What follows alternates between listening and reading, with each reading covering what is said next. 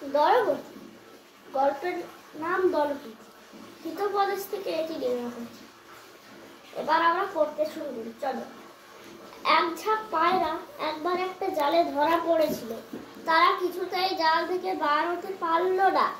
তখন পায়রাদের দলপতি বলল, এসো আমরা জালটা নিয়েই উড়ে যাই।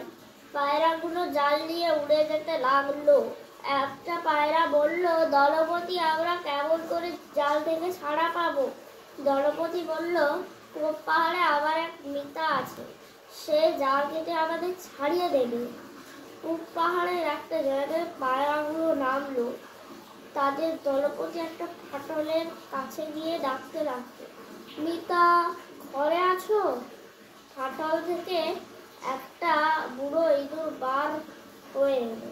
সে দলপতিকে দেখে খুশি হয়ে বলল, মিতা যে, কি খবর? কোথায় যাও দলবল নিয়ে? পায়রাদের দলপতি বলল, আমরা বড় বিপদে পড়েছি। চেয়ে দেখো, এই জালে আমাদের পা আটকে গেছে। তুমি দয়া করে জাল কেটে আমাদের ছাড়িয়ে দাও। ইঁদুর বলল, মিতার বিপদ আমারও বিপদ, এসো আগে তোমাকেই ছাড়িয়ে দিই।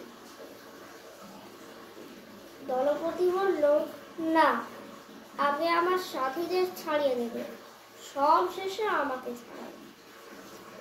বুড়ো ইঁদুর শেষে বলল, ঠিক বলেছ, তুমি একজন খাঁটি দলপতি।